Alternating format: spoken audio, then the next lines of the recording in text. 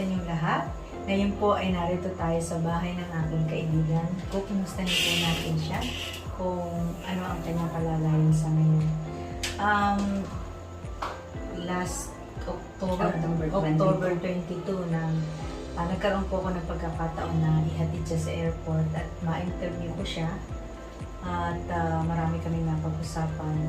At ngayon na nagkaroon ako ng pagkakataon na umuwi dito sa atin, ay kukumustahin natin siya. Palagay ko naman ay masaya-masaya. Kumusta ka na, kapatid?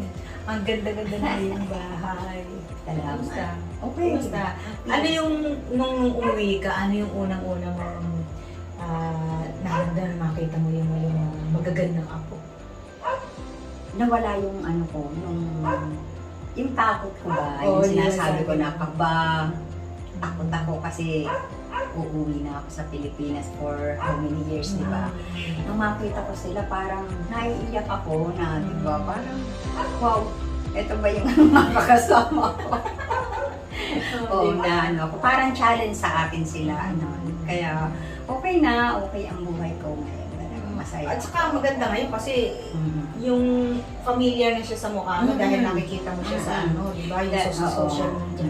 Nag-ano kayo sa internet, nagkikita kayo. Hindi katulad ng araw na talagang walang pagkakataon na nakita mo sila. Ang ganda-ganda ng bahay mo. So talagang, ilang years din na inabot ang pagpapagawa mo?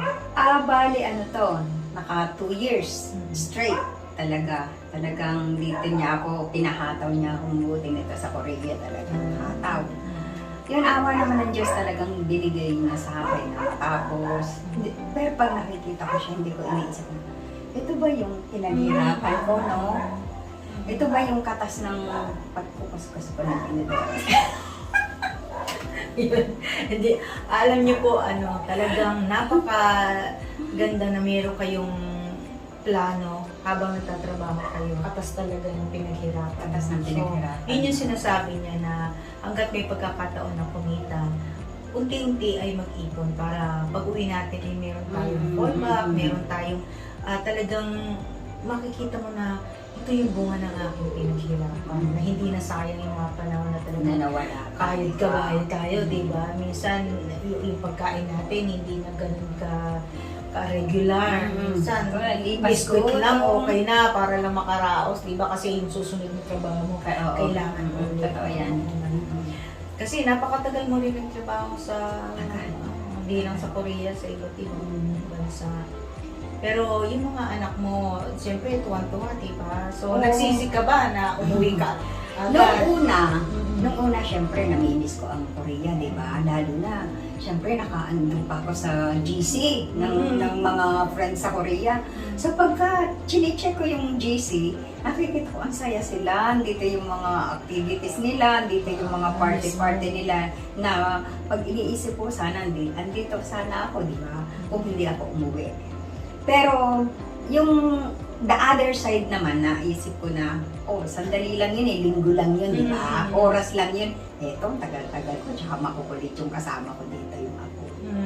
Yun ang maganda eh. Diba ka worth it na umuwi ka. Parang, kasi, di ba sabi nila, yung time hindi mo na maibabalik. Pero, yung pera pwede mong kitain, yung mga bagay na kaya mo naman siyang pero yung makita mo yung mga apo mo, yung family mo, mawawala yung ano yung bang takot yung pagkaba mo na paano na hindi na yung regular routine na ginagawa mo dati. Pagdating mo, ano yung mga pagbabagong nangyari? May adjustment kasi mainit, di ba? Mainit. Tapos lumabas ako doon sa may kalsada. Nakita ko alikabok. Uy, meron ka pa namang asthma. May asthma pa ako. Siyempre, unang-una yung panahon, ano? Kasi nanggaling ka sa malamig, tapos biglang mainit. Tapos, siyempre, bago lang dito kasi subdivision po ito eh. So, wala kang masyadong kakilala. Talagang maninibago ka. Doon, tumawag ka lang, may kachika-chika ka na. O coffee tayo dito, may kausap ka na. Dito, sinong aayain mo dito? Kaya Parang ano rin, yung nag-abroad ka ulit sa ibang bansa. Yung nanibago, yung adjustment ng parang unang salta ka sa bansa, ganun yung naramdaman ko na adjustment na naman. Kasi dito sa subdivision na ito, isa lang ang kakilala ko, yung kaibigan ko lang. So wala naman na siya dito kasi doon siya nag-transfer sa lugar ng asawa niya kasi namatay na nga yun, doon siya nagpunta ngayon.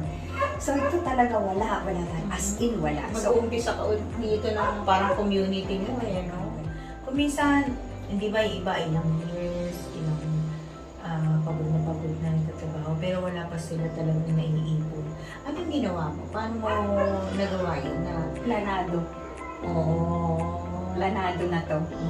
Kasi lagi kasing sinasabi ng anak ko na iniwan mo kasi kami nung maliit pa kailan ka pa uuwi? Yung lagi yung tanong na nasa ano ko na kailangan meron akong edad na sasabihin sa kanila na yung age na yun, pagdating ng age na yun, uuwi ako. So yung 60.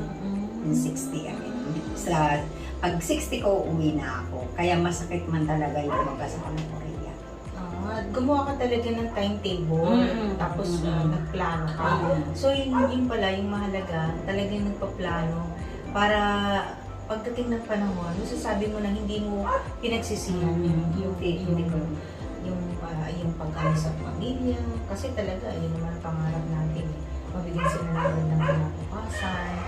Ano yung mga bagay na yung iniwasan mo para makamit mo yung mga pangarap mo? Yung pagiging maluho. Yeah. Kasi unang-una, kailangan din, kung may goal ka sa buhay na gusto mong maabot, kailangan focus ka Sipag, tipid, determinasyon. Ganda, no? Sipag, tipid, determinasyon. So, yung mga factors na yun ang nakatulong talaga sa talaga. Siyempre, hindi mawawala yung mga taong ida-down ka, Hindi naman mawawala yan. Distraction sa buhay mo. So, paano mo hinandle? Kailangan kasi yung ignore mo na lang sila. Wala kasi silang maitutulong na mabuti sa'yo. Kasi lahat ng niyan gagawin para ma-down ka Para hindi mo maabot yung pangarap mo. So, sige lang, straight ka lang. Focus ka lang. Kasi may mga bagay na kailangan natin i-delete sa buhay natin. Yung mga taong makaka-distract sa buhay natin. Kasi actually, hindi naman makakatulong. Kaya, hindi kawalan kung kahit ilan lamang yung kaibigan. At least may mga tao kang tutulong para maangat ka. Kasi hindi lahat naman ng taong nakakasama mo ay masaya na ikaw ay magtatagumpay. Pero okay lang, talagang ganun. Kasama yun talaga sa buhay. No? Hindi maiwasan yan. Kasi syempre, ilang bansa na rin ang totoo yan. mo at hindi talaga maaalis yun. So, ang importante, alam mo yung goal mo, alam mo yung focus mo. So, yun ka lang. Basta nakafocus ka sa dulo noon, success. At the end of the day, ikaw naman yung gagawa ng kapalaran. Ikaw ang gagawa ng kapalaran. Ganun yun. Kaya, hindi na ako nagsisisi. At thank you sa pag-abroad ko. Ngayon, di ba, yung mga anak ko nag-abroad ngayon. Di pensionado na ako.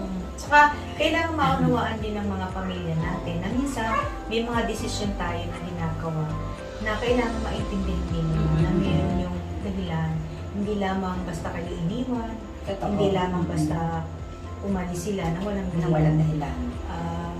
Dahil ito sa pagmamahal sa pamilya. At nawa, yung mga family natin maintindihan na hindi napakadali ang mag-abroad at hindi rin napakadali ang buhay dito. Kaya lang, dahil sa pagmamahal, di ba? Dahil sa pagmamahal, nagagawa namin ng mga bagay na minsan masakit. At masakit, totoo yan. Kabilang sakripisyo. Yung minsan pag may kinakain ka na masarap, isa naisip mo sana yung yung pamilya mo. Kasama mo sila at makakatikim din ng pinakain mo, di ba? Kasi akala yung iba kasi, ang iniisip, nag-i-enjoy tayo. Minsan, siyempre kailangan din naman natin, di ba, na bilang OFW, kailangan din natin minsan, yung mga relaxation, oras lang yun oras lang naman yun. Pero yung isang linggo mong tatrabaho ka na talagang kayo ka, no?